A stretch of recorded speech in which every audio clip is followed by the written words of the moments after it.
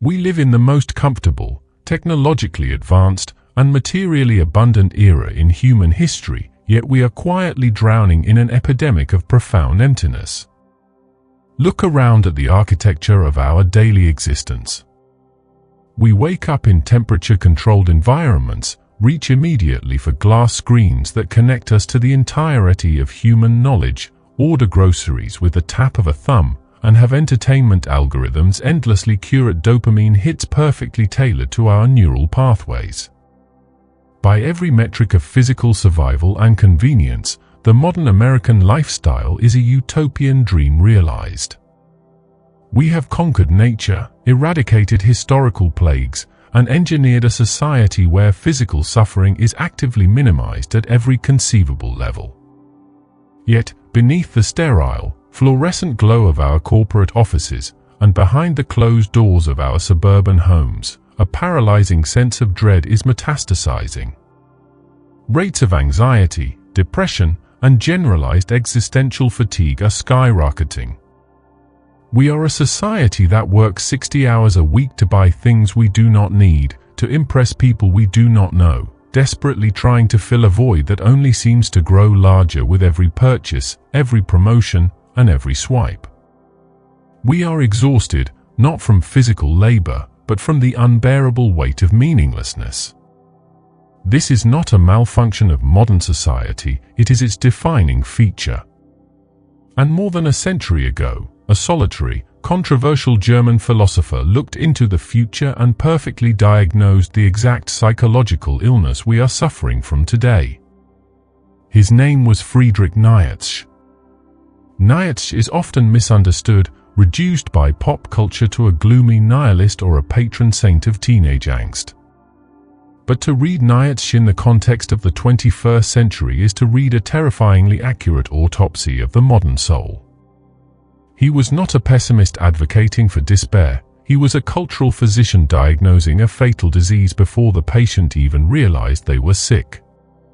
In his seminal work, The Gay Science, Nietzsche penned one of the most famous and fundamentally misunderstood declarations in modern philosophy: God is dead.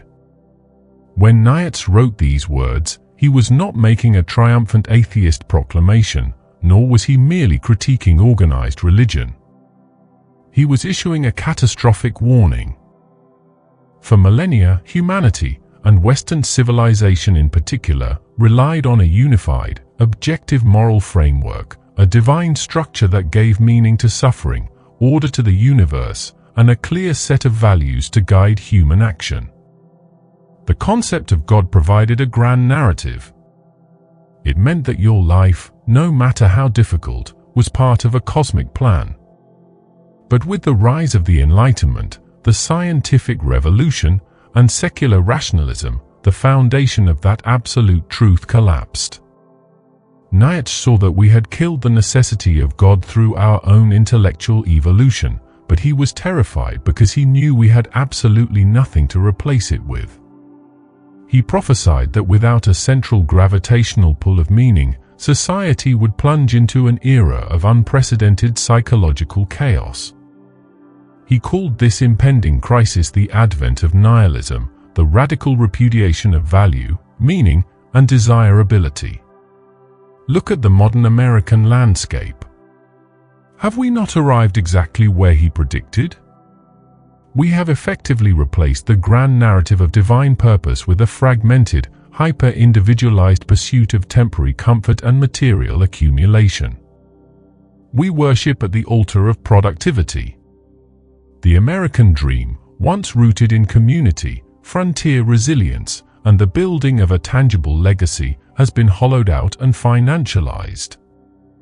It has been replaced by the relentless, exhausting grind of corporate ladder climbing, where our self-worth is inherently tied to our economic output, our credit score, and our ability to consume. We have traded spiritual fulfillment for quarter-over-quarter GDP growth. But when the dust settles, when you finally get the house in the suburbs, the luxury vehicle, and the executive title, the profound realization hits you: this is not enough.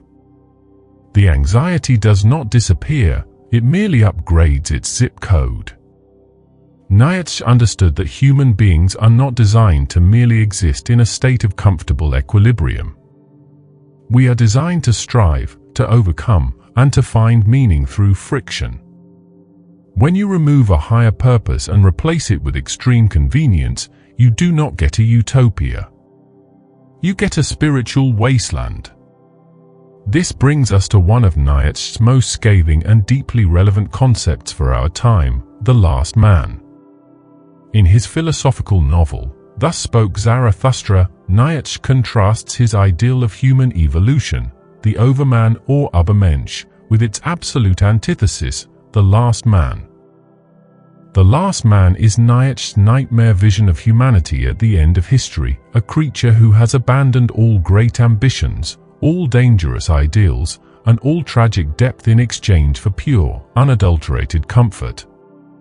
The last man does not want to conquer, create, or suffer for a higher cause. The last man only wants to be comfortable, entertained, and secure. They blink, Nietzsche wrote, as they invent happiness.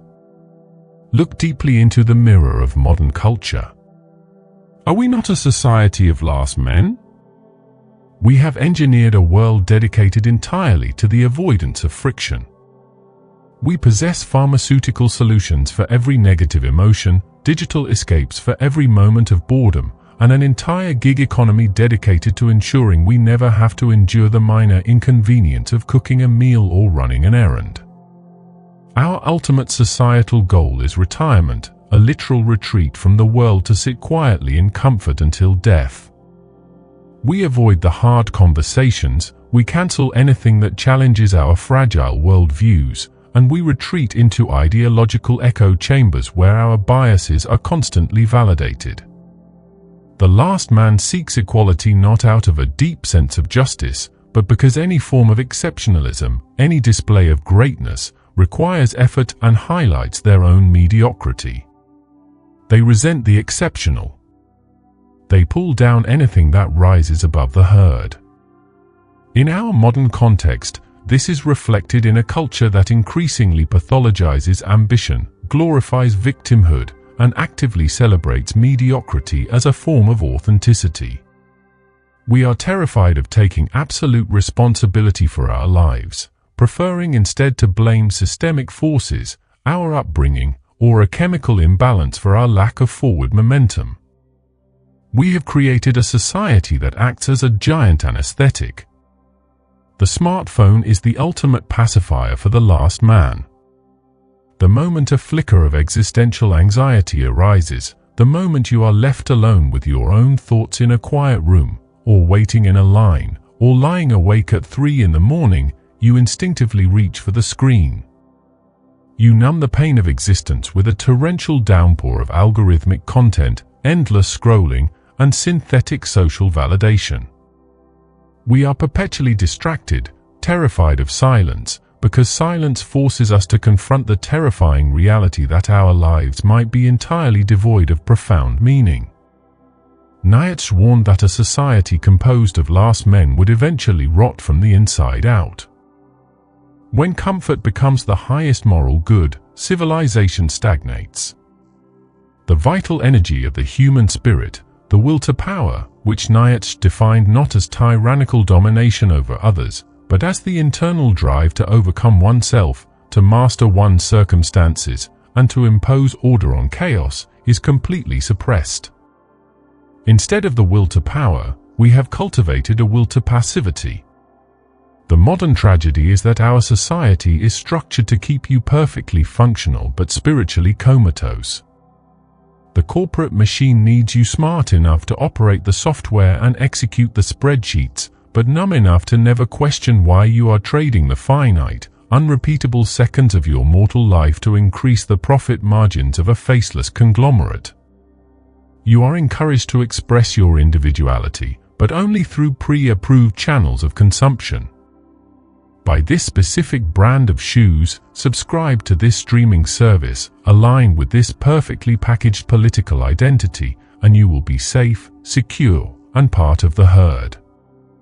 This is the herd morality that Nietzsche despised. He saw that mass society naturally gravitates towards systems that protect the weak and average by tearing down the strong and exceptional.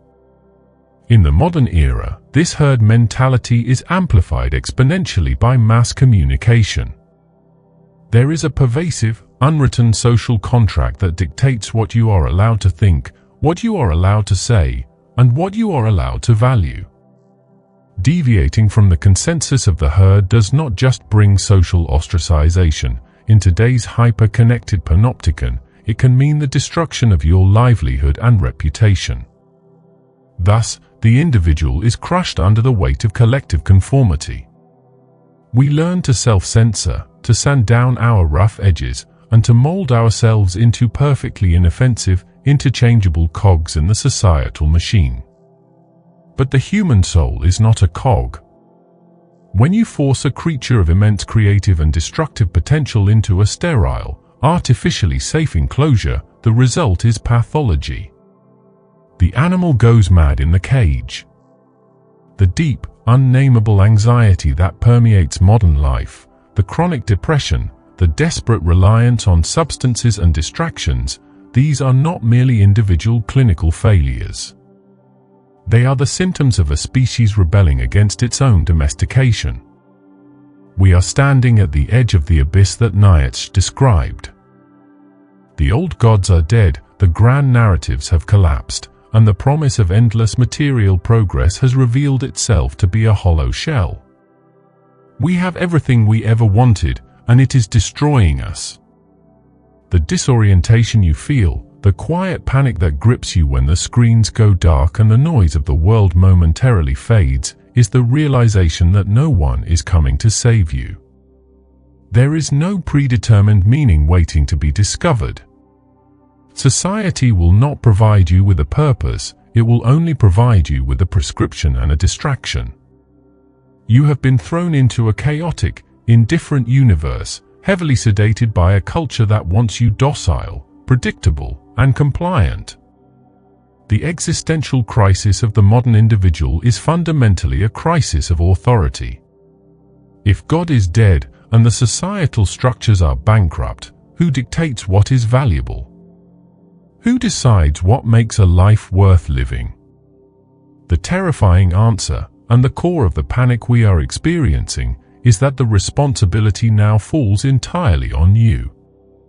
The safety net has been removed. You are staring into a void that threatens to consume your sanity, surrounded by a society of last men who are actively trying to pull you back into the comfortable, anesthetized herd. The question is no longer whether modern society is structurally sound, it is fundamentally broken. The real question is how the machine operates so flawlessly to keep us in the dark, and what psychological mechanisms are being exploited to ensure we never wake up. To understand the mechanics of this societal trap, we must dissect the architecture of the modern American system not as a series of random cultural accidents, but as a highly optimized engine designed to produce and sustain Nietzsche's last man. The pacification of the human spirit does not happen by accident, it requires a sophisticated infrastructure that fundamentally rewires our psychological drives. At the core of this infrastructure is the brilliant, insidious manipulation of Nietzsche's central concept, the will to power. In its purest form, the will to power is the fundamental engine of human evolution, the inherent drive to assert oneself, to master the environment, to overcome obstacles, and to forge a distinct, powerful identity. But a society composed of individuals fiercely exercising their will to power is inherently volatile, unpredictable, and fiercely independent. Such a society cannot be easily managed, marketed to, or governed by massive bureaucratic and corporate entities. Therefore, the modern American socio-economic system has successfully performed a psychological lobotomy on the masses, redirecting the vital energy of the will to power into a synthetic, manageable substitute, the will to consume. The mechanism begins with the illusion of freedom. The American narrative heavily promotes the concept of liberty, but this liberty has been radically redefined. We are conditioned to equate freedom with consumer choice. You are absolutely free to choose among 50 different brands of cereal at the supermarket, free to select from thousands of movies on streaming platforms, and free to customize the color of your smartphone. But this hyper-abundance of trivial choices masks a terrifying lack of fundamental autonomy. The economic reality of the American middle class is structured around a system of indentured servitude wrapped in the language of the American dream. The trap snaps shut early through the normalization of massive debt. An 18-year-old is encouraged to take on insurmountable student loans to acquire a degree that is rapidly depreciating in value, solely to gain entry into a corporate hierarchy that demands absolute obedience. This is followed by the mortgage, the car loans, and the credit card debt required to maintain the illusion of status. You are not a free, self-actualizing individual, you are highly leveraged collateral. When you are strapped with decades of debt, your will to power is crushed under the weight of sheer financial survival.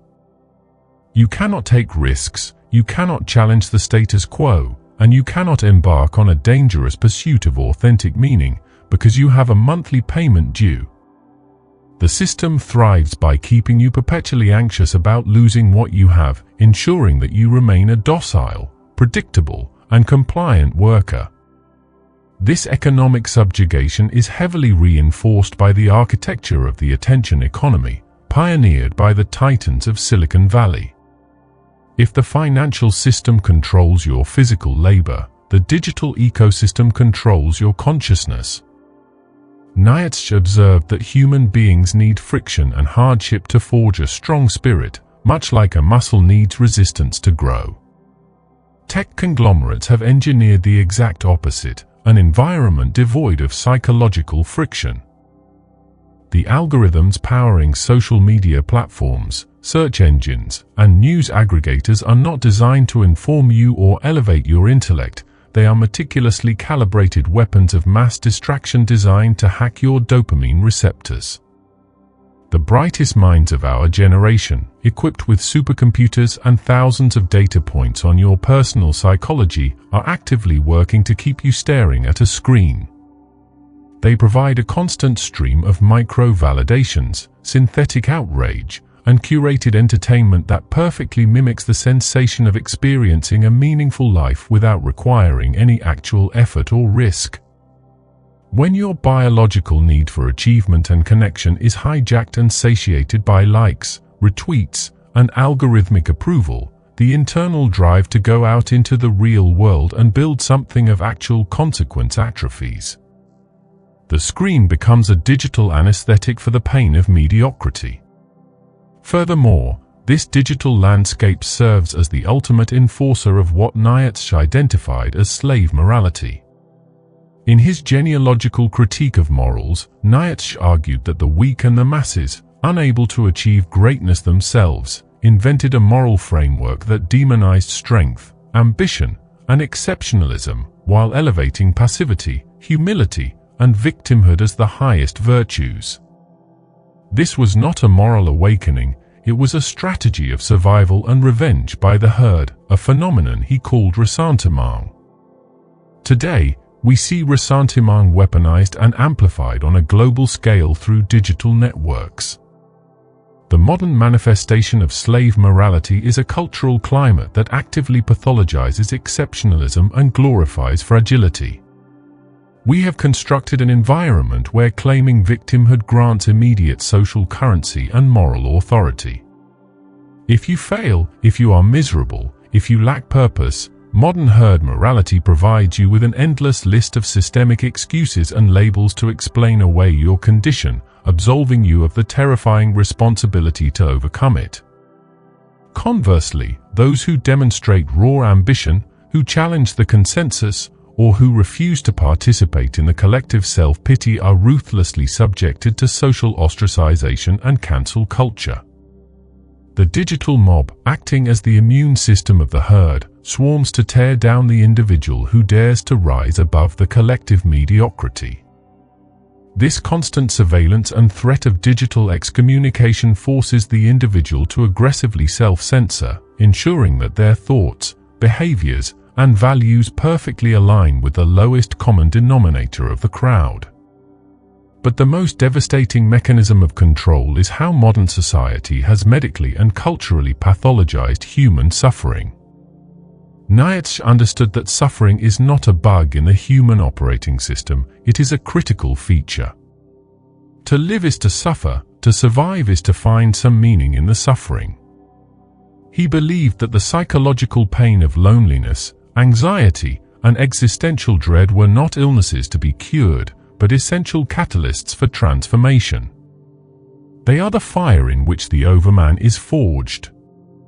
However, the modern American paradigm, heavily influenced by the pharmaceutical industrial complex and a sterilized psychological framework, treats all psychological discomfort as a medical aberration that must be immediately suppressed. The moment a modern individual feels the deep, gnawing emptiness of a meaningless existence, they are not encouraged to plunge into the abyss and confront the terrifying reality of their life. Instead, they are directed to the healthcare system, which stands ready with a chemical straitjacket. We live in a deeply over-medicated society where the normal human reactions to an insane, alienating environment are treated as clinical disorders. Millions of Americans are prescribed selective serotonin reuptake inhibitors, stimulants, and anti-anxiety medications not to cure a biological defect, but to make the unbearable conditions of modern life tolerable. The goal of this system is not human flourishing, it is functionality. The pharmaceutical intervention ensures that the worker bee remains just sane enough to commute to the cubicle, endure the sterile corporate meetings, and consume products without ever waking up to the profound tragedy of their wasted potential. We have outsourced our emotional resilience to the pharmaceutical industry. By numbing the pain of existence, we have simultaneously numbed our capacity for profound joy, creative genius, and spiritual awakening. We are chemically castrated from our own will to power. When you combine these forces, the debt-based economic entrapment, the digital pacification of the attention economy, the weaponization of ressentiment through herd morality, and the chemical suppression of existential angst, you begin to see the horrifying perfection of the modern cage. It is a cage with invisible bars, constructed so beautifully and comfortably that the prisoner passionately defends their imprisonment. The last man is not a victim of a tyrannical dictator, he is a willing participant in his own spiritual lobotomy. The system does not need to use physical violence to control the population because it has successfully conquered the human mind. It has convinced us that the highest goal of existence is to be safe, comfortable, and undisturbed. Yet, deep within the American psyche, a primal alarm is ringing. The skyrocketing statistics of deaths of despair, substance abuse, and chronic depression are the undeniable symptoms of a soul violently rejecting its artificial environment. The societal machine is operating exactly as designed, but the human spirit was not designed to be a machine. We are now standing face to face with the exact terrifying reality Nietzsche warned us about. We have killed the transcendent, we have elevated the mundane, and we are now trapped in the ruins of our own comfort. The mechanisms of control have been fully decoded, laying bare the brutal architecture of our modern malaise. The profound question that remains, the question that will determine the survival of the individual consciousness in the 21st century, is what happens when you finally realize you are in the cage, and what extreme measures are required to break out. The realization that you are trapped in a psychological cage is not a curse, it is the fundamental prerequisite for your liberation. The system relies on your ignorance of the bars. Once you see the architecture of your confinement, the debt, the digital pacification, the pharmaceutical suppression, and the herd morality, you can begin the brutal but necessary work of dismantling it. Friedrich Nietzsche did not leave us in the dark abyss of nihilism.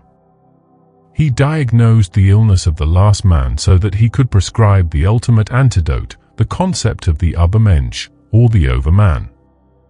To understand the Overman in the context of modern America is to understand the ultimate blueprint for psychological rebellion. The Overman is not a biological superior or a genetic mutant. The Overman is an ideal of psychological mastery. It is the individual who, upon realizing that the universe possesses no inherent meaning and that society's values are entirely bankrupt, does not collapse into despair. Instead, they embrace the terrifying freedom of the void and take on the godlike responsibility of creating their own values. They become the sovereign author of their own existence. Nietzsche illustrates this path to sovereignty through a brilliant allegory known as the three metamorphoses of the spirit: the camel, the lion, and the child. This is the exact psychological evolution you must undergo to break free from the modern matrix. The first stage is the camel. The camel represents the individual who willingly takes on the heavy burdens of tradition, societal expectation, and duty. In the modern American context, the camel is the hard-working citizen carrying the crushing weight of student loans, the 30-year mortgage, the corporate mandates, and the cultural dogmas. The camel kneels down, asks for the heaviest load, and marches into the desert of modern life, believing that this suffering is noble. But eventually, in the deepest, most barren part of the desert, the camel realizes the absolute absurdity of carrying someone else's baggage to nowhere. This realization triggers the second metamorphosis, the lion. The spirit of the lion is pure, destructive rebellion. The lion encounters a great dragon whose name is Thou Shalt. Every scale on the dragon's body represents a societal rule, a cultural expectation, a religious dogma, or a corporate mandate. The lion's only purpose is to utter a sacred, thunderous no. The lion destroys the old values. This is the phase where you unplug from the algorithmic matrix, where you ruthlessly cut the expenses that keep you trapped in debt, where you reject the victimhood narrative of the herd, and where you refuse to care about the social currency of the digital mob. The lion is necessary to clear the space, but the lion cannot create. Destruction is not a destination. Therefore, the spirit must undergo the final metamorphosis, the child. The child represents a new beginning, a sacred yes to life. The child is pure creative potential, playing the game of life by their own self-generated rules. The child is the Overman, creating meaning out of nothing, building a life of profound purpose completely independent of societal validation. How do we actualize this philosophical framework in the highly distracted, hyper-medicated environment of the 21st century? We must turn to modern psychology and neuroscience, which brilliantly validate Nietzsche's 19th century intuitions. The first actionable step to becoming the Overman is to reclaim your neurological sovereignty. Neuroscience has clearly mapped the dopaminergic pathways of the brain, proving exactly how the attention economy enslaves us. Our baseline dopamine levels have been completely artificially elevated by endless scrolling, hyper-palatable processed foods, and synthetic entertainment. Because the brain constantly seeks homeostasis, this continuous flood of cheap dopamine causes dopamine receptor downregulation. This is why you feel chronic apathy, why normal tasks feel impossibly hard, and why the real world feels gray and meaningless. Your brain is physiologically numb. To awaken the will to power, you must undergo a radical period of digital and neurological fasting. You must voluntarily subject yourself to boredom. You must silence the external noise so you can finally hear the terrifying, vital voice of your own internal monologue. By starving the brain of cheap, unearned dopamine, you reset your neurological baseline. Suddenly, the friction of reality, the act of reading a dense book, the physical exertion of lifting heavy weights, the complex nuance of a real, face-to-face conversation begins to yield profound satisfaction. You are taking the remote control of your neurochemistry out of the hands of Silicon Valley and putting it back into your own. Simultaneously, we must adopt the psychological framework pioneered by Viktor Frankl, a psychiatrist who survived the horrors of the Holocaust and founded logotherapy. Frankl's empirical observations in the most horrific conditions imaginable perfectly mirror Nietzsche's philosophy. Frankl concluded that the primary human drive is not pleasure, as Freud suggested, nor power in a tyrannical sense, but the pursuit of meaning. He observed that those who found meaning in their suffering were the ones who survived. In his seminal work, Man's Search for Meaning, Frankl echoed Nietzsche almost verbatim, noting that he who has a why to live for can bear almost any how. Frankl identified much of modern depression not as a clinical chemical imbalance, but as an existential frustration, a phenomenon he called the mass neurotic triad of depression, aggression, and addiction resulting from an existential vacuum. The modern solution to this vacuum is extreme, radical responsibility. We must aggressively shift our locus of control from external to internal.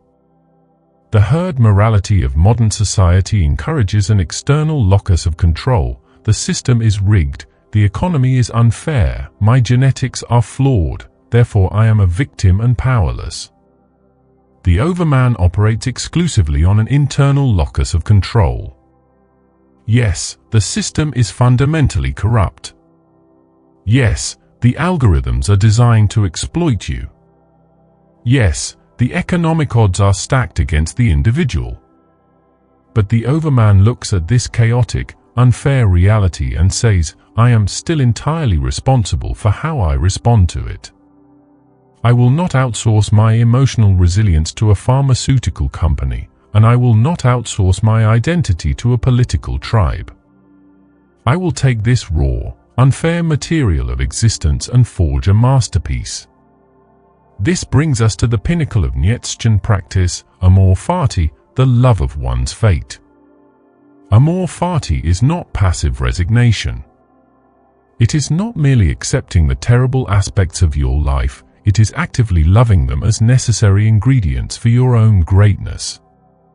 It is the realization that the heartbreak, the financial ruin, the betrayal, and the profound periods of loneliness were not mistakes in the timeline, they were the heavy resistance required to build your psychological musculature. If you were to erase your deepest pain, you would also erase the wisdom and strength that pain granted you. The Overman embraces the totality of existence, the brilliant light and the darkest shadow. Carl Jung, a titan of modern psychology who was deeply influenced by Nietzsche, called this the integration of the shadow. Modern society tells you to hide your aggressive instincts, to medicate your dark thoughts, and to present a perfectly sanitized, harmless avatar to the world. Jung and Nietzsche argued the exact opposite. You possess a dark, aggressive, dangerous energy within you. If you repress it, it will possess you, manifesting as neurotic anxiety, passive aggression, or sudden destructive behavior. But if you confront the shadow, if you acknowledge the monster inside you and learn to harness its raw power, you transform that dangerous energy into unyielding discipline, fierce ambition, and an unbreakable boundary against the encroachments of the herd. You become dangerous, but you place that danger under the strict control of a higher moral purpose that you have defined for yourself. Breaking out of the modern cage is not a collective political movement, it is a solitary, psychological revolution. It requires you to become a traitor to the last man within yourself. It demands that you stop treating your anxiety as a disease and start treating it as an alarm bell signaling your own wasted potential. You must stop seeking comfort and start actively seeking voluntary, productive friction. Build your physical strength, because a sovereign mind requires a sovereign, capable vessel. Educate yourself relentlessly, not for a corporate credential, but to insulate your mind against the relentless propaganda of mass media. Cultivate financial independence, no matter how extreme the minimalism required, because every dollar of debt you eliminate is a chain you break from the corporate machine. The universe is terrifyingly silent. There is no grand savior coming to rescue you from the comfort of your digital prison. The responsibility of finding meaning in this absurd, beautiful, chaotic world rests entirely on your shoulders. It is a heavy burden, but it is the only burden worth carrying. You have the choice to fade quietly into the anesthetized masses, blinking as you invent happiness, or you can step into the abyss, harness your will to power, and become the architect of your own destiny. The cage is open. The only thing keeping you inside is you. If this analysis pierced through the noise and resonated with the quiet rebellion you've been suppressing, you have found your tribe. We are building a sanctuary for those who refuse to sleepwalk through existence. Hit the subscribe button to join us here at Lucid Soma. Like this video to push back against the algorithms of mediocrity, and share it with that one specific person you know who is ready to wake up. Leave a comment below with the one societal expectation you are choosing to destroy today. The journey to the Overman is solitary, but you don't have to walk it completely alone. Until we meet again in the space between thoughts, stay lucid, stay sovereign. This is Lucid Soma, signing off.